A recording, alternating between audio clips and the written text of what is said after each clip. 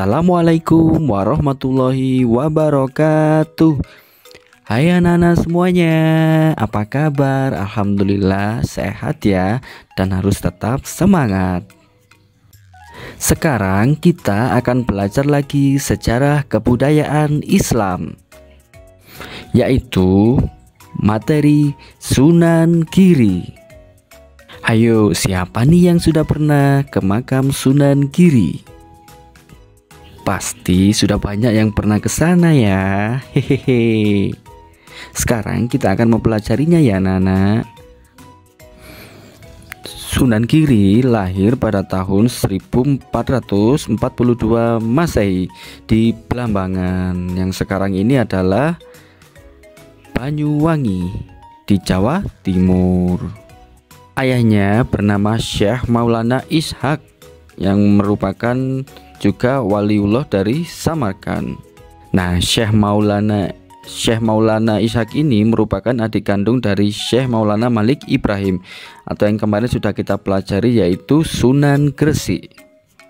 Ibu Sunan Giri bernama Dewi Sekardadu, seorang putri Raja Blambangan Prabu Menak Sembuyu.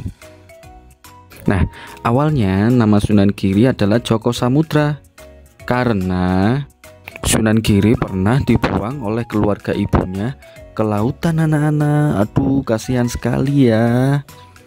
Tetapi Sunan Giri dijaga sama Allah dan ditemukan oleh pedagang yang pada saat itu berlayar di lautan, yaitu Nyai Ageng Pinati atau Nyai Semboja.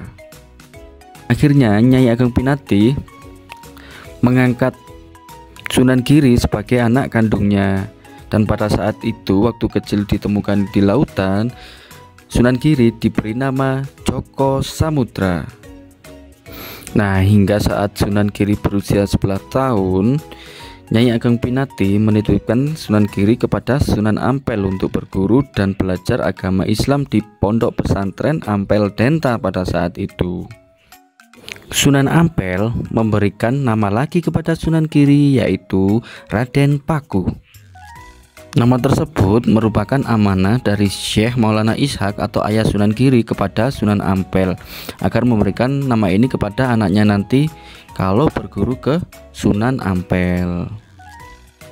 Lalu pada saat usia 16 tahun, Sunan Ampel memerintahkan Sunan Giri untuk berguru ke Pasai, karena Sunan Ampel yakin jika di Pasai nanti wawasan ilmu pengetahuan Raden Paku atau Sunan Giri tentang Islam akan semakin luas, karena di sana banyak sekali ulama besar yang mengajarkan tentang ajaran Islam.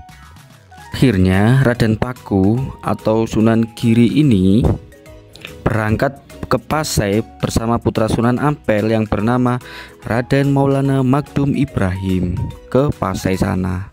Nah, sesampainya di Pasai, keduanya berguru kepada ulama-ulama besar. Salah satunya adalah Syekh Awalul Islam, yang nama aslinya adalah Syekh Maulana Ishak, yang tidak lain adalah ayah kandung dari Raden Paku atau Sunan Giri sendiri. Setelah Sunan Giri berguru cukup lama dan sudah mempunyai bekal ilmu yang sangat banyak sekali, akhirnya Sunan Giri meminta izin kepada ayahnya sendiri, yaitu Syekh Maulana Ishak, untuk kembali ke tanah Jawa dengan niatan untuk berdakwah dan menyebarkan agama Islam di tanah Jawa. Amanah ayahnya Syekh Maulana Ishak itu kepada Sunan Giri yaitu untuk mendirikan pondok pesantren di tanah Jawa nantinya. Setelah sampai di tanah Jawa, yaitu kembali ke Sunan Ampel, Sunan Giri dinikahkan dengan putrinya Sunan Ampel yang bernama Dewi Murtasih. Dan pada saat yang bersamaan juga Sunan Ampel menikahkan Raden Paku atau Sunan Giri ini dengan Dewi Wardah, putri bangsawan Majapahit bernama Ki Ageng Sumpa Bungkul. Jadi pada hari yang sama, atas izin Sunan Ampel, Raden Paku menikahi 2 orang perempuan. Setelah menikah, Sunan Ampel memerintahkan muridnya tersebut untuk pergi berdakwah. Sunan Ampel menyuruh putranya Raden Magdum Ibrahim untuk menyebarkan Islam ke daerah Kediri, sedangkan Paku atau Sunan Giri diperintahkan untuk kembali kepada ibu angkatnya, yaitu Nyai Ageng Pinatih, dan menyebarkan agama Islam di daerah Gresik. Nah, perjuangan dakwah Sunan Giri: 1. Dengan membangun pondok pesantren Giri Kedaton, dan juga mendirikan kerajaan Islam Giri Kedaton. 2. Menjadi penasehat dan panglima militer kerajaan Demak. 3. Diangkat menjadi mufti tanah Jawa karena dikenal dengan ketinggian ilmunya. 4. Beliau juga penggagas berdirinya Masjid Demak. Beliau juga menciptakan berbagai kesenian daerah, contohnya beliau juga menciptakan berbagai tembang, dan dalam tembang-tembang tersebut selalu disisipkan ajaran Islam di dalamnya. Contoh, Jublek-jublek suweng, jamuran, jitungan, delikan.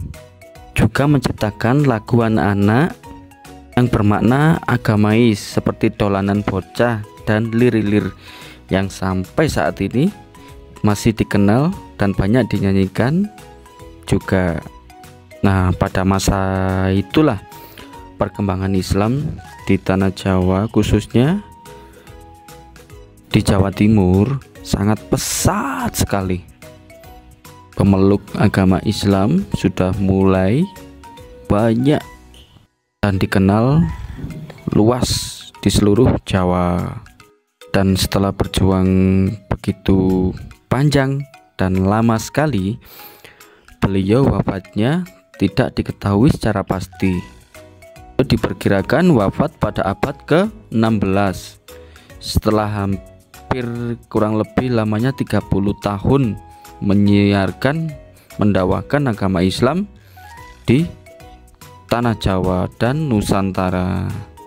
Makam beliau pun sampai sekarang ada loh anak-anak, yaitu di pesantren yang beliau dirikan di daerah Giri, di dekat pesantren beliau itu ya, yang tepatnya tinggi itu. Yang pernah ke sana pasti tahu ya. Nah, karena itulah beliau dijuluki Sunan Giri karena dimakamkan di daerah Giri. Nah, terima kasih anak-anak sudah menyimak mulai awal sampai akhir ya. Jika kurang detail, ingin melihat ceritanya lebih dalam dan lebih luas, silakan buka buku LKS atau buku paket ya anak-anak. Ceritanya ada kok di sana, sangat lengkap sekali.